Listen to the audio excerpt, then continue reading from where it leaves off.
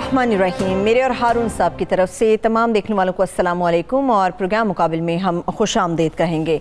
ये जो सोचा और समझा जा रहा था कि अफ़गानिस्तान के अमन के लिए पाकिस्तान जो कोशिशें कर रहा है उन्हें हर फॉरम पर, ख़ास तौर पर अफ़गानिस्तान उनकी गवर्नमेंट ना सिर्फ तस्लीम करेगी बल्कि सराहेगी भी, मगर ऐसा नहीं हो सका। पाकिस्तान की अमन की कोशिशों को अफ़गानिस्तान के सदर अशरफ गनी ने अपने इल्ज़ामात की जद में डाल दिया, इल्ज़ामात से भर दिया। पाकिस्तान पर अमन की बजाय ऐसे संगीन इल्ज़ामात आयद किए कि इसके ऊपर हम हारून साहब का तजिया लेंगे कि आइंदा आने वाले दिनों में अफ़गानिस्तान की गवर्नमेंट जब ऐसा मौक़िफ़ हर आलमी सतह पर अपनाती है तो क्या क्या मुश्किलात खड़ी हो सकती हैं और अमन की कोशिशों को कितना नुकसान पहुँच सकता है। इसके ऊपर तो बात करेंगे। चाइना के हवाले से इंडिया का क्या रोल है इस तमाम तर सूरत हाल में, इसके ऊपर बात होगी। मगर पाकिस्तान के अंदर जो बहुत बड़े बड़े मसाइल हैं, ख़ास तौर पर पंजाब को लेकर और सिंध को लेकर, उनके ऊपर तफसील से इसलिए भी बात करेंगे कि एक तो महंगाई जैसे ही बड़ी ईद करीब आई है, लोगों पर महंगाई की एक बड़ी लहर भी आन गिरी है। आटा, चीनी, घी की बात कर लेते हैं, ये बेइंतहा महंगी हो गई। यूटिलिटी स्टोर्स पर ये सूरत हाल क्यों बनी? पेट्रोल की कीमतों के हवाले से जो कहा जा रहा है कि बजट पेश होने के बाद मुसलसल 3 बार इजाफा हुआ, इसमें कितनी सच्चाई है, इसके ऊपर बात होगी। मगर इसके साथ साथ कराची, बार बार कहा जाता है कि मानसून से पहले कराची की हालत को बेहतर किया जाए, नालों की सफाई की जाए, मगर 2 बूंदें क्या गिरी। कराची शहर की अक्सर बड़ी शाहराहें तो डूबी, मगर के इलेक्ट्रिक के हवाले से बिजली कई घंटों से गायब है। अब भी कई इलाके इस वक्त ऐसे हैं जहां पर बिजली मौजूद नहीं है और बेशतर ऐसे हैं जहां पर सिर्फ जगमग की सूरत हाल है। इसके ऊपर तफसील से बात करेंगे। कोरोना के हवाले से बात होगी।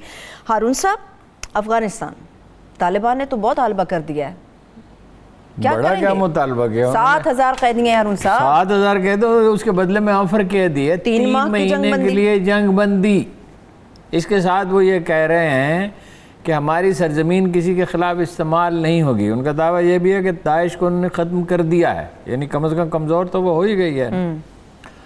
और बैनुल अक़वामी सरमायाकारी को वो तहफ़्फ़ुज़ फराहम करेंगे और वो आलमी बिरादरी, यानी आलमी बिरादरी के साथ मिलकर चलना चाहते हैं। और भी बहुत सी चीज़ों में उन्होंने लचक दिखाई है। लचक तो नहीं दिखा रहे अशरफ गनी साहब, यानी उन्होंने कहा क्या, वो तो उस पर यकीन ही नहीं आया जब वो खबर देखी कि पाकिस्तान ने 10,000 जंगजू दाखिल कर दिए हैं अफगानिस्तान। ये जो सैटेलाइट फ़िज़ा में तैर रहे हैं उसे अमेरिका को ये दिखाई नहीं दिया। ये बरतानवी MI6 जो इस इलाके की सबसे पुरानी इंटेलिजेंस एजेंसी है, 200 साल 300 साल से, उससे ये बात पता नहीं है। रूसियों को इस बात का इल्म नहीं हो सका, किसी को इसका पता नहीं है। अशरफ गनी को पता है कि 10,000 जंगजू दाखिल हो गए हैं। तो उसका ठीक जवाब दिया इमरान खान ने कि बहुत अफसोस हुआ, मतलब यही कहा जा सकता, बहुत रंज हुआ। इस सबसे ज़्यादा तकलीफ़ तो हमने सही। दुरुस्त बात, यानी उन्होंने कहा नहीं, लेकिन वाक़या तो ये है ना कि 70,000 शहरी किसके शहीद हुए और $120 बिलियन से लेकर $150 बिलियन का नुकसान किसका हुआ? पाकिस्तान को। मज़ारात, मंडियाँ और जनाब मीना बाज़ार और चर्च, कौन सी जगह है जो महफूज रही? GHQ पे हमला हुआ, ISA के दफातर पे हमले हुए, मसाजिद में हमले हुए, कौन सी जगह बच गई? और वो ये कह रहे हैं जब पाकिस्तान की अमन की कोशिशों का, अमेरिका कह रहा है कि पाकिस्तान ने अमन की कोशिशों में बड़ा कंट्रीब्यूट किया है, दबाव भी हम पे डालते हैं कि और करें। लेकिन बहरहाल पाकिस्तान ने ठीक रवैया इख्तियार किया। और अब एक इंडियन जर्नलिस्ट ने पूछा इमरान खान से कि क्या बातचीत और दहशतगर्दी एक साथ चल सकती है? उन्होंने कहा नहीं चल सकती, मगर बीच में RSS आ जाती है। उनका एजेंडा दरमियान में आ जाता है। तो जो वाक़या है, और अभी देखिए ना, ये चीन वाला जो वाक़या हुआ है उसमें साबित हो गया ना, तो वो तो अंदाज़ा ही नहीं लोग कर सकते कि नुकसान कितना ज़्यादा होता। यानी वो तो बारूद से भरी हुई गाड़ी थी, वो तो ठीक से वो उसको हैंडल नहीं कर सका और पीछे वाली बस रुक गई, वरना दोनों बसें तबाह हो जाती। वो तो उन्होंने तो पूरा इंतज़ाम किया था, एक गाड़ी कार आगे जा रही थी, यानी काफिला ठीक तरह से मुनज़्ज़म किया था। इसके बावजूद ये वाक़या पेश आया, और जगह पे वाक़यात पेश आ रहे हैं। टेररिज्म, इंडिया जो है फंस वो मुश्किल में गया है, मगर अपने उससे बाज नहीं, हरकतों से बाज नहीं आ रहा और अपनी तबाही को दावत दे रहा है। इस तरह फंस गया है کہ جو دوشنبہ میں میٹنگ ہوئی اس میں چینی وزیر خارجہ سے جے شنکر کی جو ملاقات ہوئی، اس کے بعد ہندو یہ ان کو اپنا میڈیا یہ رپورٹ کرتا ہے، ان کا اہم اخبار ہے کہ کوئی پیش رفت نہیں ہو سکی. روسیوں نے کوئی مدد نہیں کی ان کے چین کے ساتھ تعلقات بہتر بنانے کے لیے. افغانستان میں جو رول چاہتے ہیں اس میں روسی ان کی کوئی گرم جوشی باقی نہیں رہی. چین کے ساتھ تو ظاہر ہے اختلافات ہیں ہی، اور اب پھر یہ خبریں آ رہی ہیں کہ کچھ مزید علاقے پہ انہوں نے قبضہ کر لیا چینیوں نے، مطلب اور یہاں وہ دہشت گردی پہ تلے ہیں، اور افغانستان کو اسلحہ دیا اشرف غنی حکومت، اور اس کو تسلیم نہیں کر رہے. اس کو تسلیم نہیں کر رہے. اچھا بھائی، اب ایک حکومت جا رہی ہے، اسے جانا ہے، بے شک اس کے پاس ہے. امریکیوں کے تو سارے اندازی غلط ہو گئے نا، کہ ان کا یہ خیال تھا کہ یہ 2,50,000 تو اسپیشل ٹرینڈ آرمی ہے، اور 2 لاکھ کی دوسری آرمی ہے، 160 جہاز ہیں، ہیلی کاپٹر ہیں. گمان تھا کہ کنٹرول کر لیں گے، کہ کوئی 339 وہ پائلٹ ہیں، لیکن کنٹریکٹرز تھے نا جو زیادہ تر، جو سٹاف تھا. یہ امریکی نظام بھی عجیب ہے، اور گھبراہٹ میں نکلے ہیں اور خطے کو ڈیسٹیبلائز کرنے کے لیے چھوڑ دیا. اب یہ انہیں اندازہ نہیں تھا کہ بھئی یہ تو ویسے اگر کوئی یعنی میں ہمیشہ کہتا ہوں کہ عقل کبھی تنہا نہیں ہوتی، کوئی نہ کوئی دوسرا جذبہ اس کے ساتھ جڑا ہوتا ہے. اگر ہوش مندی کے ساتھ تجزیہ کرتے تو یہاں ایک نگران حکومت بناتے. اب جو میں عرض کرتا ہوں آپ کو کہ وزیر خارجہ کا جو فارمولہ ہے، جے شنکر نے کہا نہیں، امریکہ کے وزیر خارجہ نے، اینتھنی بلنکن نے. تو اب انہیں اندازہ ہی نہیں تھا. کو تو 260 اضلاع پہ ان کا دعویٰ ہے قبضہ کر چکے ہیں، نہیں کر چکے تو کر لیں گے. بارڈرز کو انہوں نے کر لیا. یہ اچھا پھر یہ امراللہ صالح ایک عجیب و غریب شخصیت ہے. یہ کیا باتیں کر رہے ہیں؟ اچھا پہلے گالیاں دیں. یہ این ڈی ایس کے سربراہ رہے ہیں نا، یہ عمران خان نے کہا نا این ڈی ایس ٹیررزم کرتی ہے، کانفرنس میں کہا اشرف غنی کی تقریر کے جواب میں. اور آر ایس ایس کا ایجنڈا. اچھا، اور یہ این ڈی ایس کے سربراہ رہے ہیں، پرو انڈیا ہیں، نائب صدر ہیں اس وقت امراللہ صالح. یہ ایک افغانوں میں گروپ ہے مرسنریز کا جو انڈیا کے ساتھ ہے ہمیشہ سے. ٹھیک ہے، ان کی کبھی کے جی بی سے کلیبریشن تھی، سی آئی اے سے تھی، اور ابھی را کے ساتھ ہے. ٹھیک ہے نا. ٹھیک. تو وہ دیکھیں کیا انہوں نے الزام لگایا کہ جی پاکستانی فضائیہ مداخلت کر رہی ہے. پاکستانی فضائیہ کون سے مداخلت کر رہی ہے؟ پھر اگین میں کہتا ہوں کہ دنیا میں کسی کو پاکستانی فضائیہ مداخلت کرتی نظر نہیں آ رہی. بس یہ چند لوگوں کو نظر آ رہا ہے. اس کو امراللہ صالح کو پتا ہے کہ پاکستانی فضائیہ نے. ہوا یہ ہے کہ انہوں نے پاکستانی بارڈر کے ساتھ کارروائی کی اجازت. سپن بلدک وہ علاقہ میں نے خوب گھوم پھر کے دیکھا ہے. کیا وہ علاقہ ارون صاحب؟ وہ گاڑیوں کی دور دور تک آپ کو قطاریں نظر آئیں گی جو سمگل ہو کے پاکستان آتی ہیں. یا یہاں سے پرانی ٹوٹی ہوئی کو گاڑی لے جاتا ہے اور اس کا ڈھانچہ بدل لیتا ہے. ٹھیک. وہ تو بہت سے لوگوں کا کاروبار ہی وہاں سمگلنگ ہے نا. یہ تو باڑ تو اسی لیے لگائی جا رہی ہے نا. شیخ رشید صاحب نے مکمل ہی کر دی تھی، 30 جون کو مکمل ہو جائے گی. وہ 200-250 کلومیٹر باقی ہیں، وہ دشوار گزار علاقہ ہے. وہ باڑ کو سمپل یا خاردار تار تھوڑی ہے جیسی گھروں میں لگا دی جاتی ہے. وہ دوہری ہوتی ہے اور اس کے 2 حصے ہوتے ہیں، بیچ میں اس کے بندوبست کرنا پڑتا ہے. اس کے ساتھ ساتھ چوکیاں بنائی جاتی ہیں. یہ شیخ رشید صاحب کی ٹرین نہیں ہے کہ 2 ٹرینوں کی 3 ٹرینیں بنا دیں، اس میں سے بھی بوگیاں اتر اور وہ جاتی چلے، اور اس میں 3000 آدمی اپنے حلقے سے بھرتی کر دیں. اور بھی اب کارنامہ بھی ان کا سامنے آیا ہے یہ رنگ روڈ کے قصے میں. یہ تو باتیں بنانے والے لوگ ہیں نا، کام کرنے والے لوگ تھوڑے ہیں.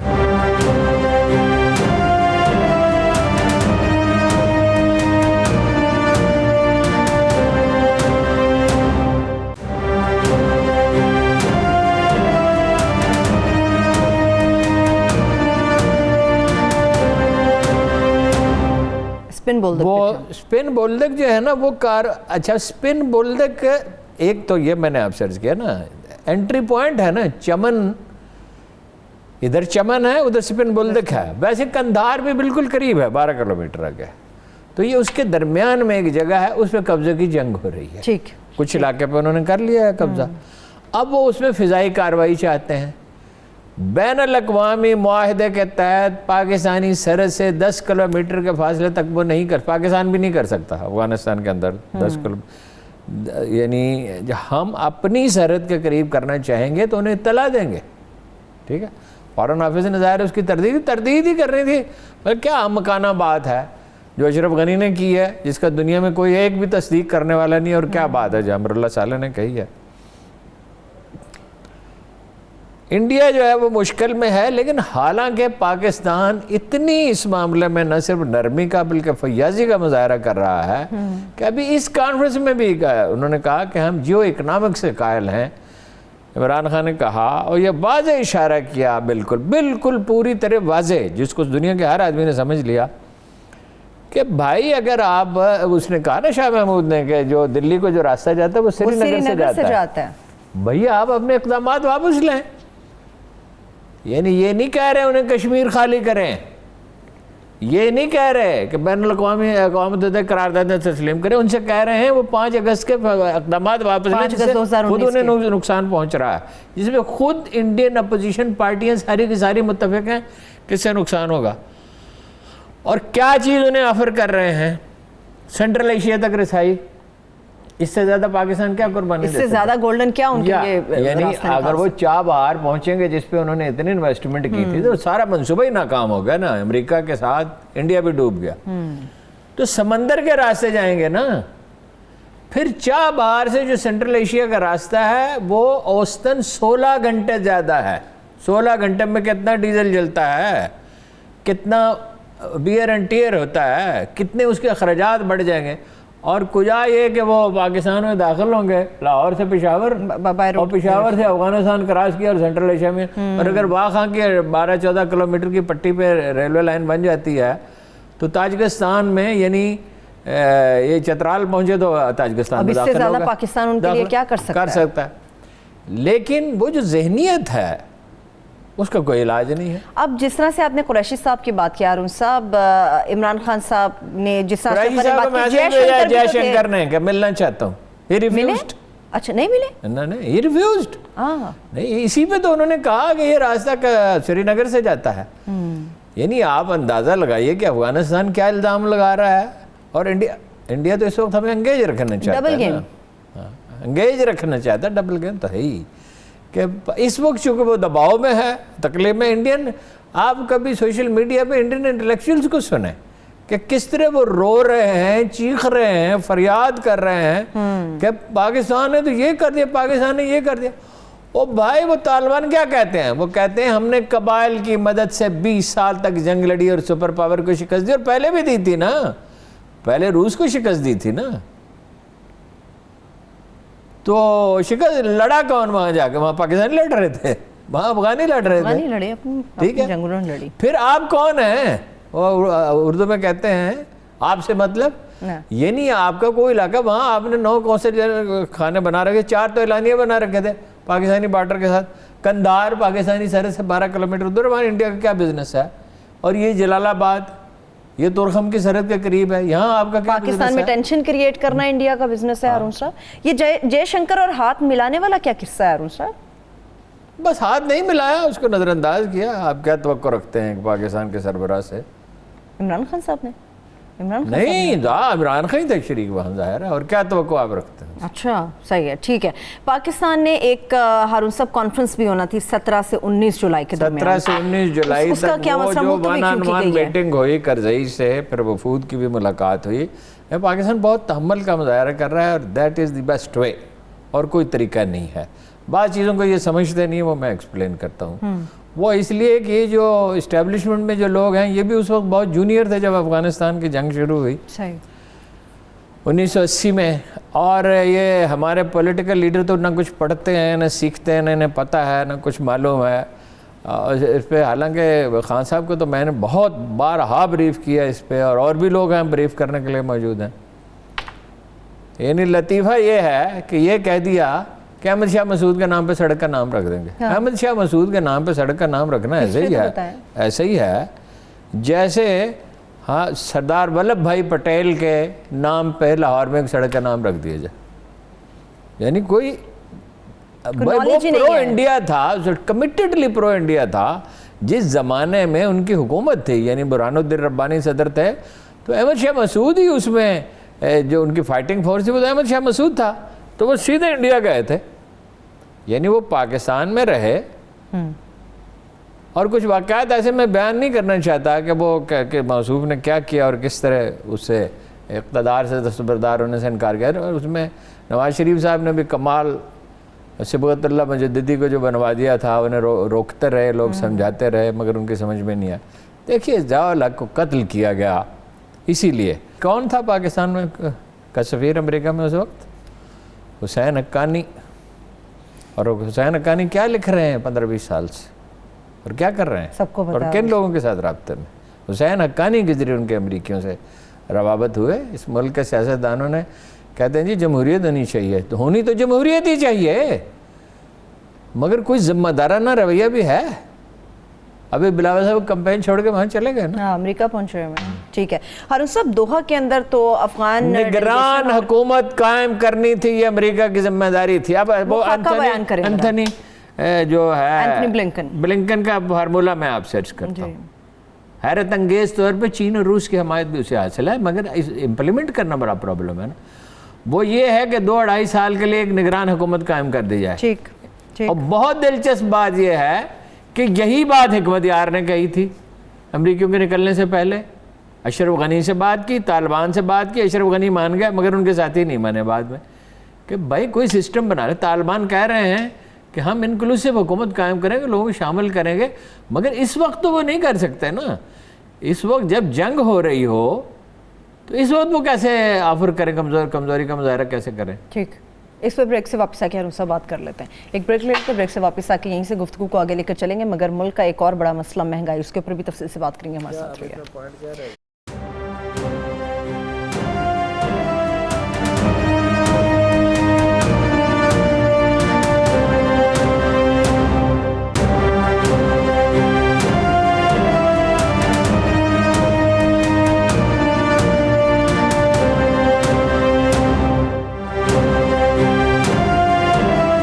Welcome back. ہارون صاحب، آپ نگران حکومت کے خاکے کے اوپر بات کر رہے تھے۔ بیسکلی جو بائیڈن اب چاہتا ہے کیا ہے؟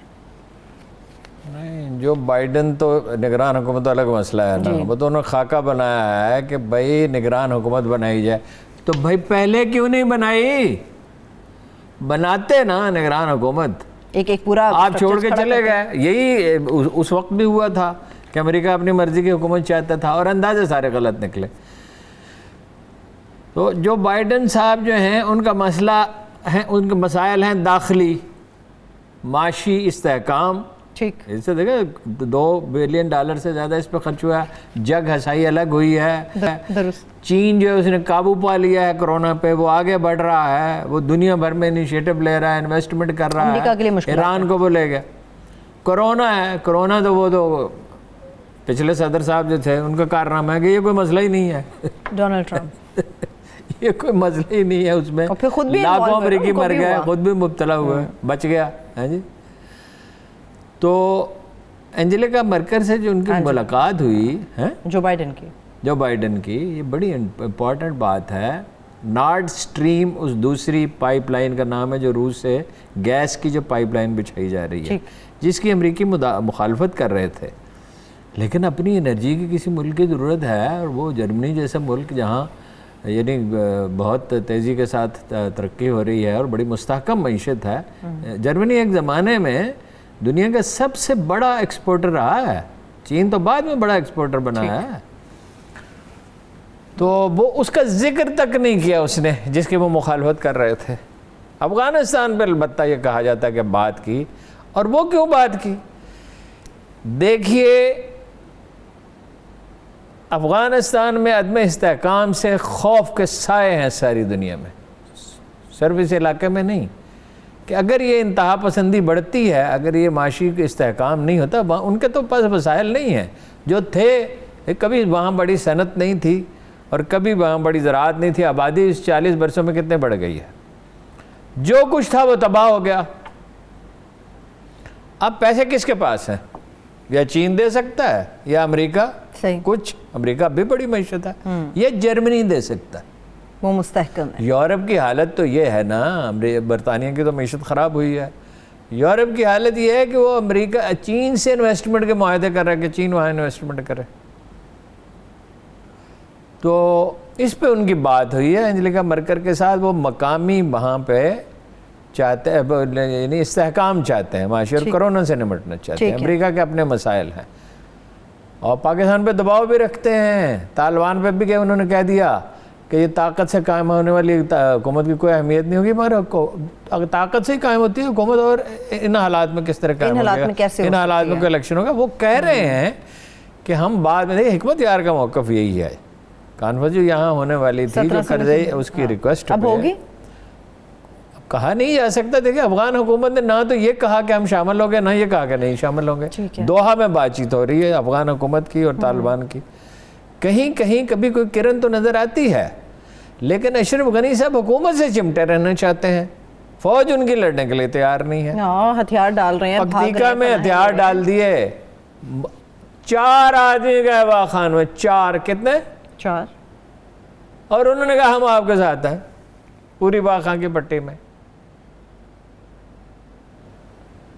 دیکھیے مغلوں کے زمانے میں جب مغلوں کی حکومت تھی تو شیر شاہ سوری کی حکومت تھی، وہ پشتون تھا نا وہ. تو کہتے ہیں کہ ایک پشتون 10 ترکوں کو ہکا لے جاتا تھا یا مغل فوجیوں کو. اور جب شیر شاہ سوری چلا گیا اس دنیا سے تو فطری موت مرا. تو دوبارہ ہمایوں آ گیا تو 10 پشتون جو اس کی فوج میں زیادہ تر پشتون ہی تھے، مقامی بھی تھے شیر شاہ سوری کے. تو 10 اس کے شیر شاہ سوری کے حامیوں کو ایک مغل ہنکا لے جاتا تھا. یہ ایک نفسیاتی صورتحال ہوتی ہے جو میں بار بار کہتا ہوں، اللہ کے لشکروں کو اس کے سوا کوئی نہیں چاہتا. جو غالب آنے والی طاقت ہے اس کی بڑی دہشت ہوتی ہے، تو وہ سرنڈر کرتے جا رہے ہیں. ان حالات میں وہ اس آدمی کے ساتھ کیا مذاکرات کریں جو میجر شہزادہ بلنکن کے ویسے جو خاکہ ہے اس کے بارے میں جو معلومات ہیں وہ یہی ہیں کہ اس میں ڈومینیٹنگ حصہ جو طالبان کا ہی ہوگا. لیکن وہ فارمولہ سامنے آیا نا، ان سے پہلے بات کرتے جو وقت تھا وہ گزر گیا. عمران خان صاحب نے یہ بات کی، جب بات چیت کا وقت تھا آپ نے وہ گزار دیا. اب جب وہ فتح کے قریب ہیں تو پھر ممکنات میں یہ چیز شامل ہیں. ٹھیک ہے، چلیے ہارون صاحب افغانستان کے اوپر تو ہم بات کرتے رہیں گے. مجھے رنگ روڈ اسکینڈل کے اوپر بھی کچھ ڈیٹیلز آپ سے جانی، مگر اس سے پہلے ایک چھوٹا سا سوال. وہ آخر میں کرتے رنگ روڈ. ٹھیک ہے، ایک سوال. وہ تو چھپ گئی ہیں چیزیں تو اس لیے ایک اور لوگوں کے علم میں ہے، مگر بارہ ہم بھی دہرا دیں گے. ٹھیک ہے، ایک اور سوال. ہارون صاحب مونس الہی 3 سال کوئی لگے رہے، کاف لیگ سے آپ جھگڑے، اپنے اس کا صرف ایک جملے میں جواب ہے. ہمارے پاس آج وقت نہیں ہے. ہر کے دانا کنند نادا لیک بعد از خرابی ہے بسیار. عقل مند بھی وہی کرتا ہے، نادان بھی وہی کرتا ہے. نادان خرابی اور تکلیف اٹھانے کے بعد کرتا ہے. بس چلیے میں اس کے آگے کوئی تفصیل سے بات نہیں نہیں، وقت ہی نہیں ہے. ہارون صاحب مہنگائی بہت بڑا بوجھ جی دیکھیے مہنگائی جو ہے نا، میں افسوس کے ساتھ کہتا ہوں کہ اس کی پوری پکچر ٹھیک میڈیا نے پیش نہیں کی. شہباز شریف صاحب کہتے ہیں فراڈ کر رہے ہیں. جی شہباز شریف کو چھوڑیں جی، اپوزیشن کا کام ہی یہی ہے. بات یہ ہے کہ مہنگائی تو لوگوں کو تکلیف ہوتی ہے اور اس پہ ادارہ احتجاج بھی کرنا چاہیے. مہنگائی کی وجہ کیا ہے؟ جو فوری وجوہات ہے وہ بھی عرض کر دیتا ہوں، جو لانگ ٹرم وجوہات ہے وہ بھی عرض کر دیتا ہوں. فوری وجوہات یہ ہیں کہ پٹرول $27-28 پہ جو چلا گیا تھا وہ $70 پہ ہے کم از کم. $27-28 کہاں اور $70 کہاں؟ ٹھیک. اچھا اب انڈیا میں اگر وہ $214 بک رہا ہے، 214 پاکستانی روپے کے برابر، تو پاکستان میں کیا 110-11 روپے کا نہیں ہوگا؟ ابھی بنگلہ دیش سے ہم سستے، دنیا بھر میں پٹرول مہنگا ہے. اب آ جائیں اس پہ اپنا کوکنگ آئل پہ، وہ کچھ اس کی پرائس بڑھی ہے. 124% انٹرنیشنل مارکیٹ میں اس کی پرائس بڑھی ہے. پاکستان میں 170 سے 260 روپے. چینی پہ آ جائیں، چینی انہوں نے 85 کی کر دی ہے بازار میں جو ہے، 68 سے 85 کر دی. یوٹیلیٹی سٹورز 4000 یوٹیلیٹی سٹور ہیں اور 30 ارب روپے سبسڈی دے چکی ہے حکومت اس پہ. 30 ارب 1.5 سال میں. اچھا چینی دیکھ لیں، چینی ایک تو گنا مہنگا ہوا ہے، انٹرنیشنل مارکیٹ میں مہنگی. اب انٹرنیشنل مارکیٹ ہی پرائسز کا تعین کرتی ہے. مثلا آٹا ہے نا، آٹا مہنگا ہوا ہے. 800 روپے کا تھیلا تھا، 850 روپے کا ہو گیا. آٹا سمگل ہوتا ہے. محکمہ خوراک اس کا ذمہ دار ہے. وہ ان ملوں کو گندم فراہم کرتا رہا جو جن کے ہاں جنہوں بجلی کے بل ہی نہیں پے کیے، جنہوں نے ضرورت ہی نہیں پڑی جو بلیں باندھی. ہر محکمہ خوراک کا آدمی جو ہے پنجاب میں تو ہمیں معلوم ہے کہ کروڑ پتی ہو گیا تقریباً. اچھا ان میں سے ہر چیز جو مہنگی ہوئی ہے اس کی ایک تو یہ وجوہات جو میں نے آپ سے عرض کی، انٹرنیشنل مارکیٹ میں پرائسز بڑے، پٹرول کا تو کوئی جواز ہی نہیں ہے چیخنے کا، یعنی تکلیف تو ہے، مگر دوسرا راستہ چھاپ بتائیے، کرنسی نوٹ چھاپتے رہیں اور جناب دیتے رہیں لوگوں کو، تو اس کا نتیجہ کیا ہوگا؟ اس کے نتیجے میں تو اور مہنگائی بڑھے گی، انفلیشن ریٹ اتنا ہائی ہو جائے گا، یہ کب تک آپ یہ تماشا کر سکتے ہیں؟ اب جو ہیں اس کی لانگ ٹرم وجوہات جو ہمیشہ ہم بیان کرتے رہتے ہیں، آپ نے کسان کو گندم اگانی سکھائی ہے؟ پہلے وہ گندم کو لے لیں، زمین کی لیزر لیولنگ نہیں ہے، چنانچہ پانی ضائع ہو جاتا ہے، آپ گنا کاشت، چاول اور گنا کاشت کرتے ہیں، بے پناہ پانی زیادہ، اپنی ضرورت کا چاول کاشت کریں، آپ کا بس پانی اب زیادہ رہا نہیں، جب تک وہ سسٹمز ڈیولپ نہ ہو جائیں ڈرپ اریگیشن کے یا فواروں سے پانی دینے کے، گنے کی جگہ پاکستان کی پہلی جو شوگر فیکٹری تھی اس میں چقندر سے شوگر بنتی تھی 47 میں۔ اب کیا پرابلم؟ اب گنا تو گنے کی فصل 1 سال کی ہوتی ہے، چقندر کی 3 مہینے کی ہوتی ہے، اس کو شفٹ کرنا چاہیے تھا نا، دھڑا دھڑ شوگر میلے لگتی چلی گئی، پانی کہاں سے آئے گا؟ پانی کی حالت تو یہ ہے کہ مکئی اگانا مشکل ہو رہا ہے، مکئی کو بھی زیادہ پانی چاہیے ہوتا ہے، اس کی بجائے کپاس ہوگا اپنا اگا رہے ہیں لوگ، ٹھیک ہے، اور وہاں بھی پانی کا مسئلہ ہو رہا ہے کہ اس کے لیے جو منیمم پانی چاہیے وہ نہیں، آبادی کتنی بڑھ گئی، اچھا کپاس کی پیداوار بھی گری ہے۔ دوسرا مسئلہ یہ ہے ٹیکس نہ انڈسٹریز نے دینا ہے، نہ ڈاکٹر نے دینا ہے، نہ وکیل نے دینا ہے، نہ جاگیردار نے دینا، ٹیکس ہم نے دینا نہیں ہے۔ جو لوگ 8 کنال کے مکانوں میں رہ رہے ہیں، فارم ہاؤس دیکھیں اسلام آباد کی ہاؤسنگ سوسائٹی میں کس فراوانی سے پلاٹ بکے ہیں، کھربوں روپے کے،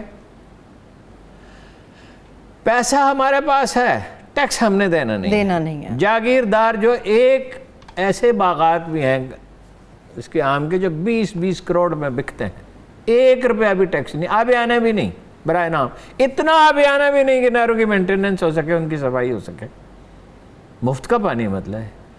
$400 بلین کا یہ نہری نظام ہے، یہ دنیا کا سب سے بڑا نہری نظام ہے، ٹیکس آپ نے دینا نہیں ہے۔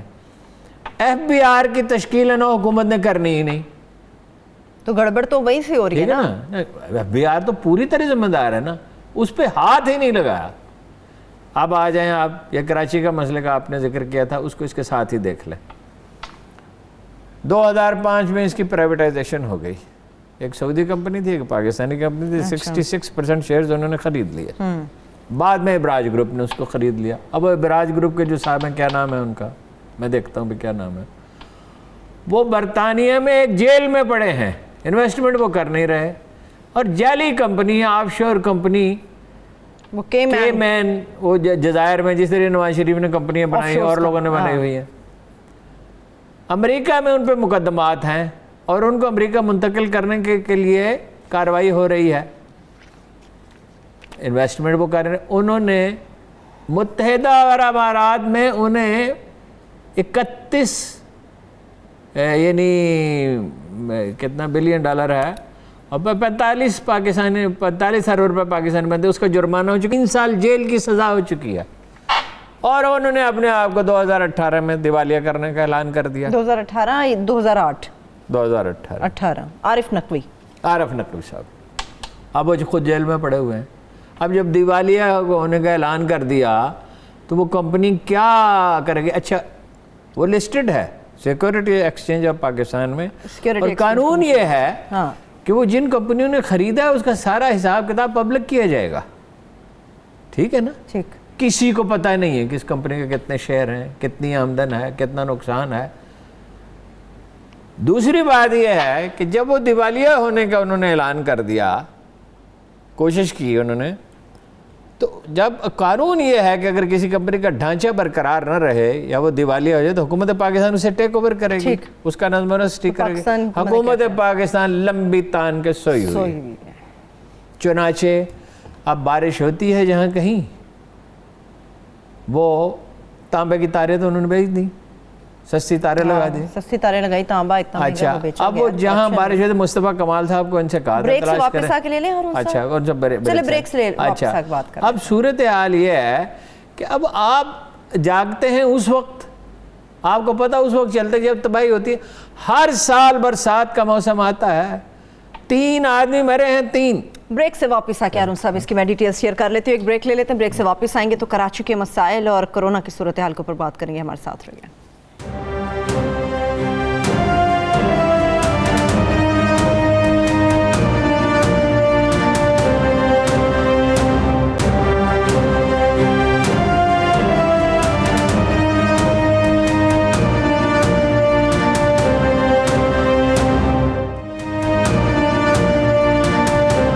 Welcome back. हारून साहब, कराची के बारे में आप बात कर रहे हैं, बारिश की 2 बूंदें, बिजली का मसला। इस वक्त चेयरमैन पाक सरजमीन पार्टी मुस्तफ़ा कमाल साहब हमारे साथ मौजूद हैं। सर, बेहद शुक्रिया आपके कीमती वक्त का। मुस्तफ़ा कमाल साहब, पिछले साल बड़ी तबाही हुई थी और ख्याल ये था कि इस दफ़ा कुछ एहतियात की जाएगी, तो लेकिन सूरत हाल तो वही नज़र आती है। 1-2 दिन बारिश हुई और ये नौबत आ गई।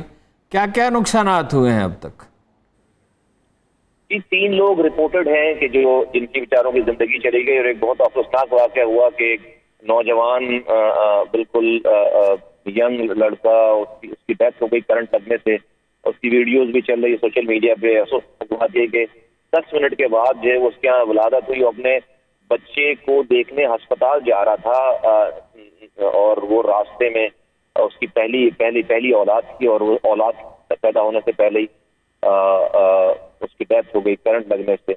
तो बहुत अफसोसनाक बात है। अरुण साहब, जो आप कह रहे हैं, देखिए इशू ये है कि जब आप चीजों को सही करने की कोशिश नहीं करेंगे तो आप कुछ भी, कितनी भी मीटिंगें कर लें, कितने भी पैकेजेस अनाउंस कर लें, अगर जिस चीज का जो तरीक़ेकार है, अगर उस तरीक़ेकार पे नहीं करेंगे तो आप मसाइल में गिरते चले जाएंगे। इशू ये है कि जो बल्दियाती निज़ाम है, जो सेवरेज का निज़ाम है, पानी का निज़ाम है, नालों का निज़ाम है, सफाई का, सब कुछ जो है वो आपकी third tier of the government, जिसको आप लोकल गवर्नमेंट कहते हैं, जिसको आपका आइन प्रोटेक्शन देता है, आप उसके मुताबिक उसको चलाते हैं। हजारों लोग इन्वॉल्व होते हैं तो ये सारा काम होता है। आज जो है वो गटर लाइनों का इंचार्ज वजीर आला बना हुआ है, पानी बना हुआ है, नालों का इंचार्ज वजीर आला बना हुआ है, कचरा उठाने का जो है वो इंचार्ज कचरा उठाने का वजीर आला बने हुए, और वो 13 सालों में पीपल्स पार्टी की 1242 मिले हैं, और एक आदमी उसने अपनी जेब पर खर्च किए हैं। तो वे ऑफ मैनेजमेंट चला के, तो इस तरीके से आप अपना घर नहीं चला सकते। आप ये शहर का सूबा बजाय इरशाद है, यानी सूबाई हुकूमत जिम्मेदार है। सवाल ये है कि इस पे बड़े पैमाने का एहतजाज क्यों नहीं होता? आप अलग से एहतजाज करते हैं, कभी जमात इस्लामी भी करती है, कुछ और लोग भी करते हैं। आज हारून साहब, आज इस सूबा सिंध की पीपल्स पार्टी की गवर्नमेंट इमरान खान की पीटीआई की हुकूमत चला रही है, और मुझे ये कह लेने दीजिए कि आज इमरान खान साहब की पीटीआई की वफाकी हुकूमत जरदारी साहब चला रहे हैं। और ये सब कुछ जो आप सुनते हैं बाहर टीवी पे, एक दूसरे के खिलाफ बातें, ये सब मुंह से एक दूसरे के खिलाफ फायर करते हैं, बातों का टूर्नामेंट है। इमरान खान साहब 1 इंच इस सूबाई हुकूमत के खिलाफ नहीं जा सकते, क्योंकि उनके पास नंबर नहीं है। जरदारी साहब नवाज शरीफ साहब के साथ खड़े हो जाएंगे, 1 घंटे में हुकूमत खत्म हो जाएगी। तो इसका खमियाजा जो है वो कराची वाले तावान की सूरत में अदा कर रहे हैं। हमें सिंध वालों को, खास तौर पर सिंध के शहरी इलाकों को, इस इमरान खान साहब की पीटीआई की हुकूमत ने हमें जरदारी साहब के हाथों गिरवी रख दिया है। इसका जवाब आपकी बातों का, आपके सवाल का जवाब ये है।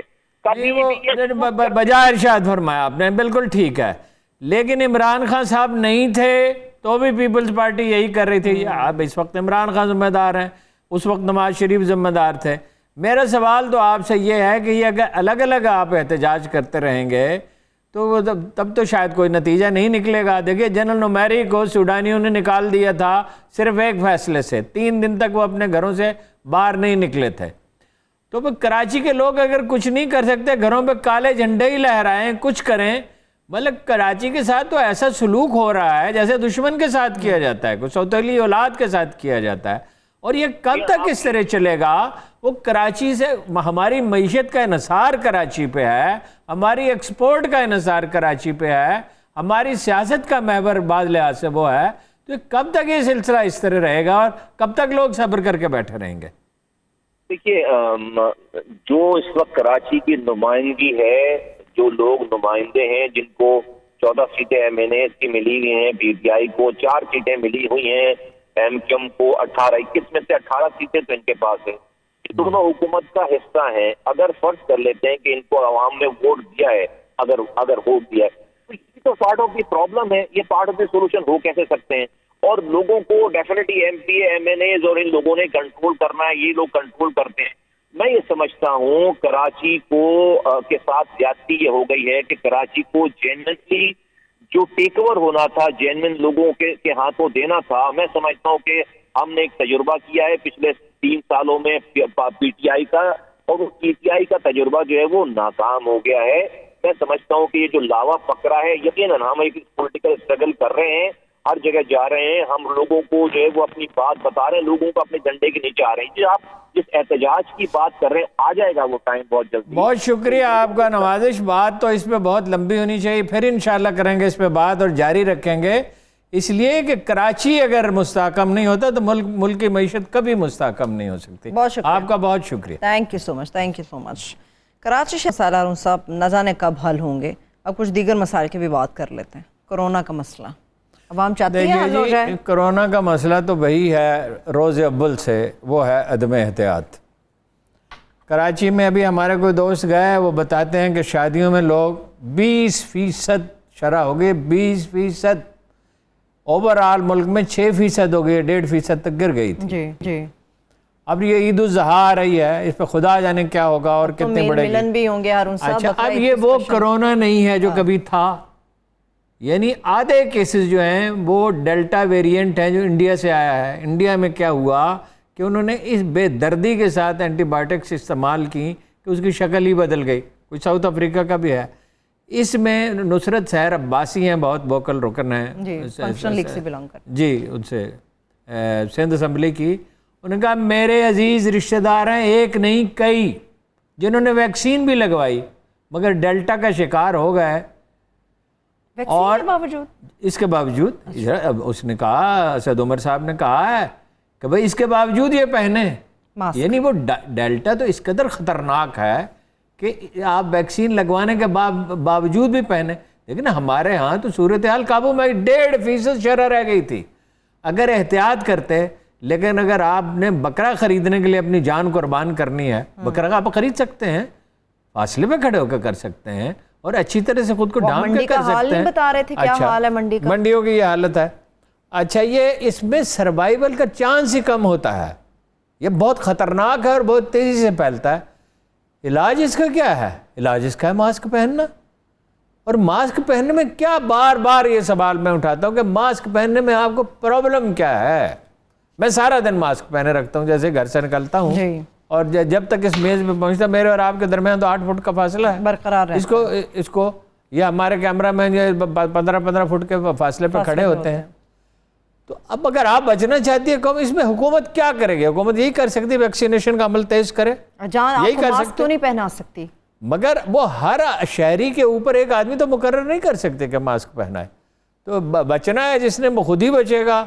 और अगर ये तबाही मुकद्दर है, अगर कौम इसी लापरवाही का और बेहतियाती का मुजाहरा करेगी तो मास्क क्यों नहीं पहन सकते? जब आप माशी मंडी जाते हैं, जब शादियों में जाते हैं, शादियों में भी नहीं पहनते।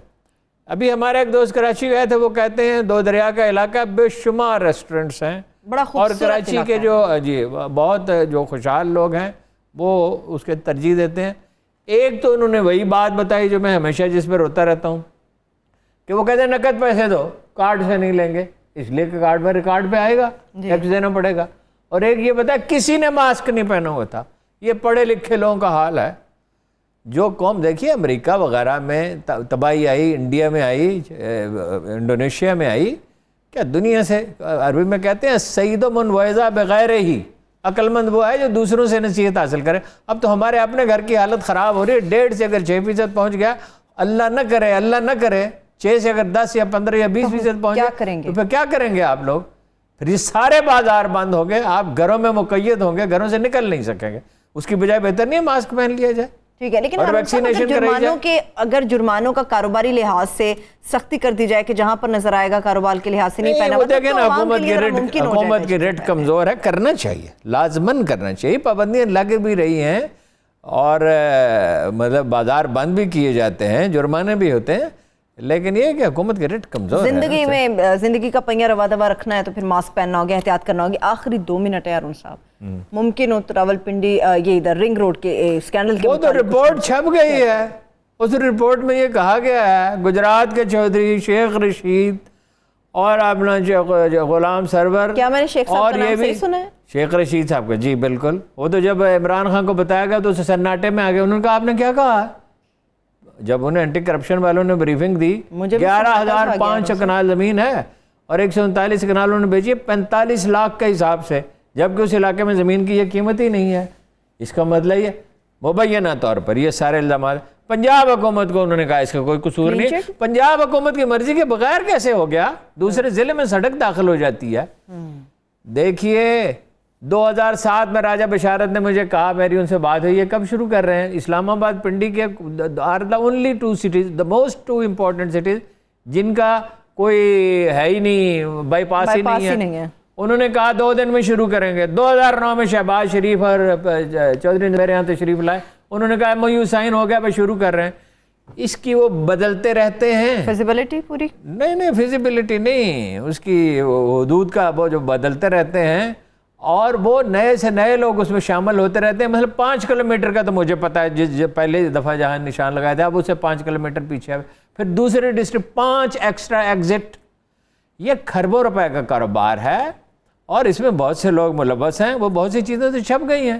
اب پتہ چلتا ہے نا, نائب بڑے جج صاحب بہت دعوے کرتے ہیں ریکوری کے, ریکوری انہوں نے کی بھی ہے. اب پتہ چلتا ہے نا کہ وہ کیا کرتے ہیں, اور میڈیا کا بھی پتہ چلتا ہے کہ ساری چیزیں چھاپتا ہے یا نہیں چھاپتا اور نشر کرتا ہے یا نہیں کرتا. صحیح ہے, ٹھیک ہے, بہت شکریہ, تھینک یو سو مچ ہارون صاحب. میرے تمام دیکھنے والوں کو شکریہ, مجھے اجازت دیجیے, اپنا بہت سا خیال رکھیے. اللہ حافظ.